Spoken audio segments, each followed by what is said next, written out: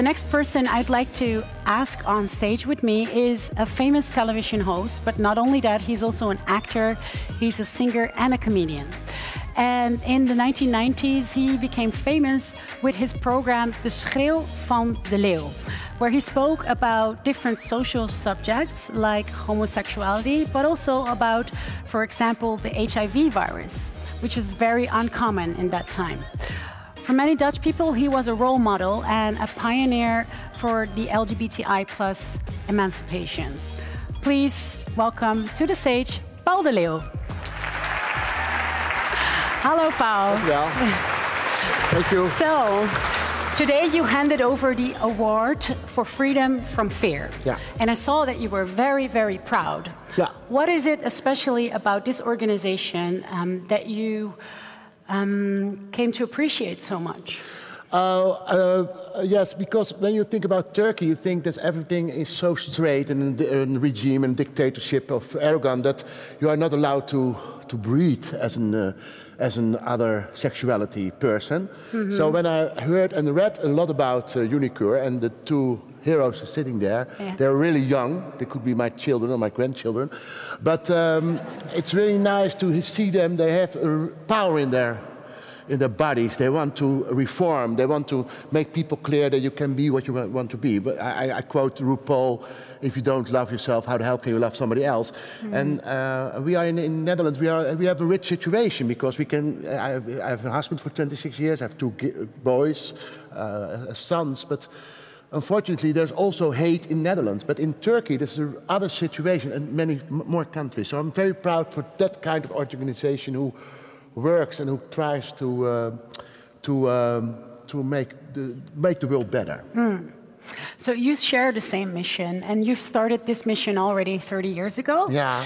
Would you say that you are proud of what we have achieved in the Netherlands, or is there still a lot of work to be done? There's still a lot of work to be done, and because what we think is that we're already here. We are to a point. Okay, like we can sit back, relax. Because when we have two sons who play soccer, so when you are looking at your sons and somebody calls, "Hey, homo!" They mean me, and I'm a weak person because you're a homo. You are not allowed to play soccer. But that's they use the word as a word to say something. But what they really mean is that you are less than a normal or heterosexual person. So there's a lot of work to do. Also to realize that you cannot say to anybody homo of pisnicht of faggot. Mm-hmm. It's not normal because we are as good as you or another person is. Mm. My Nicely spoken. Good, huh? It is so really good. Yeah, yes, I am impressed. Yep. Shall we have a look at the video? Yes, please. Yeah, please. Of ÜniKuir.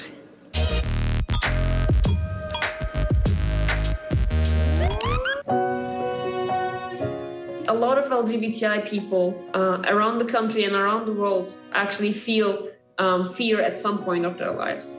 Fear for their lives, fear for their loved ones, fear for the people that are inside of their community. And these fears are rooted in systemic LGBTI oppression.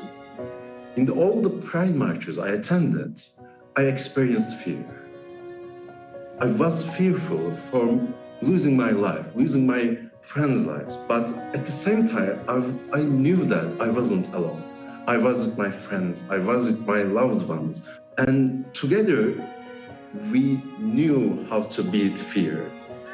For many, many years, we've been fighting with an oppressive government. We've been fighting with oppressive forces and people that even say that we are not real, that say we are just actors that come to dismantle the country. Pride March should be organized in every university. And the way to do that, strengthening the LGBT activism in universities, support the young LGBT activists in there by giving the tools that they need and by being with them. And the most important thing that ÜniKuir does for these student communities is get them together. Because the exchange of ideas is really important in a very political climate. We as ÜniKuir really value creating spaces for young LGBTI activists to come together and raise their voices. So, they are originally from Turkey, and in 2019 they've organized a Pride March on the campus of their university. And what should have been a party ended with a violent police intervention and the arrest of these two organizers. Eventually, with a lot of pressure from the international community, they've been acquitted. Ze zijn vrijgesproken.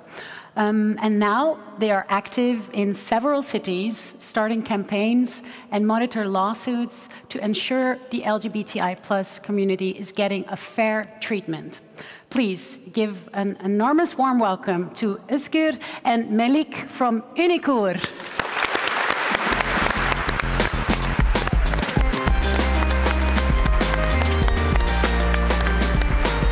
Welcome to you both.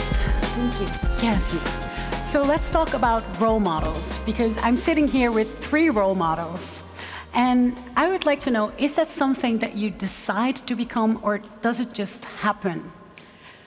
Well, for me personally, I don't see myself as a role model, more of a front person for the activism, because I have been arrested before. I usually go to pride marches or even other events. And the thing is, when I go out and then when I fight with the police, when I try to advocate for our rights, I know that there are some young people, especially young teens, that look up to us and say, oh, they are doing that, I can do that as well. Yeah. So, because you're saying it's so nonchalant, I'm going out, I'm fighting with the police. I think a lot of people don't dare to do that. Yeah, if you're an activist in Turkey, I think you get used to it. Getting arrested is just a badge of honor that you have to wear. And what about you? Yeah, we have the same story. We have been arrested in every single time together. So, for me, it's also the same, because when I entered the university, I looked up for someone. And then before that, I was coming from my conservative family, I wasn't open. In just 1 month, I was open to my family, my surroundings, to the whole country, and then to the whole world. So it's there was someone who helped us, and we were in there. We were in the student community, LGBTI student club, and we have followed that road. And I'm really happy that someone still follows that road. Yeah. A lot of people in different universities do that. Still, they are trying to do the pride marches, even they are attacking to the people. And do you have role models yourself from Turkey that you looked up to when you were younger? Of course. The thing about Turkish LGBTI activism is that we don't have a couple of people that are just on the front lines that have their names, but rather we have just a huge community of people. And we were so lucky that we got into a university that had a 25-year history of LGBTI activism. So when we got to the university, we already had a couple of people that fought for us. And the thing about our student community is that when they were founded, 25 years ago, they were a group of people that organized through leaving notes in the library for each other to find. So they found books about LGBTIs and then left notes so that they could find each other. Wow. So those are the people that paved the way for us, and I'm so lucky to be here because I know the next generation is watching us as well, and I see so many young faces here, and it's so exciting to see all of you, to listen to all of your questions as well. But you know what I want to ask to you, because we talked about RuPaul's Drag Race, and during the series, he always asked the candidates, or the participants, to take a photo of yourself, to show us a photo when you were 4 or 5 years old. And what would you say to that child you see? That was a child when you were 4 years old. Do we have the photo? Photo? Do you have Maybe photos? we do. Oh. But what would you say to the child you see there when you were 4 years old, and now you're in it? That's you, Melike. Yes, that's me. Okay. What would you say to that child you see now on the photo? Yeah, first of all, I know the road is going to be really, really hard for you, especially when you turn 18. So good luck on that. And you're going to be working with a lot of tough issues. But I know that at the end of the day, you're going to come out and you're going to have a great time. And I know that you're going to feel alone. You're going to feel like you're unlovable, you're not worthy. But your queer community is going to be there, your queer family is going to be there, and you're going to make it. So, thank you.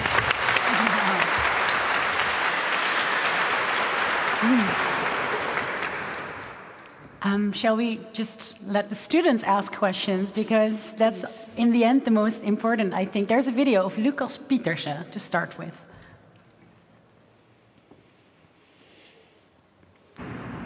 You're active at multiple universities across the country. Do you notice difference in reactions from students at bigger universities compared to those studying at more small universities in rural areas in the country? Interesting question, yeah. First of all, I have to be honest. I have a lot of prejudices because, like, in Turkey, there are 81 cities. And we are working mostly on the 3 big cities, Istanbul, Ankara, and Izmir. And I was always thinking about how can we reach out to the rural areas? Yeah. And what will they say to us? And we have to do a lot of trainings and etc. And then we reached to them and we realized that they were in there. They were waiting for us to reach out. Okay. And then they were saying like, we were waiting for you. We were waiting someone to find us. And then we created the network. And now we are seeing the results. Like in one rural city, a new student club has formed. We never expected anything like that. But now we can see the results. Wow, so there's happening more than you even imagined. Yep. Someone in the audience, Iva Doikina, would like to ask a question too. If you have one moment, Iva, the microphone comes to you. Yeah. So why do you think it is especially important to provide psychological assistance and counseling to LGBTI plus individuals? Yes, that's a very great question. Thank you. So first of all, we're under so much pressure, both from our families, from our loved ones, and from the government. And also, like, being LGBTI is not something that you can come to terms with easily because of all the pressures from the society. So just coming to terms with your identity and also being like accepting to yourself is a process, and you need so much support. Psychological support, you need social support, and also you need support from your community as well to just go through all of these steps. And it's especially hard in Turkey because like outside of the familiar pressure, you see the pressure coming from the government, you see the pressure of arrests every time you go out to the streets. So support is really, really important. You know, why is the government giving false information about being queer? Why are they afraid for? Because they see the LGBT activists as enemies. They're trying to relate the LGBT activism to terrorism. Because they see that the LGBT activism will destroy their normals, their truths.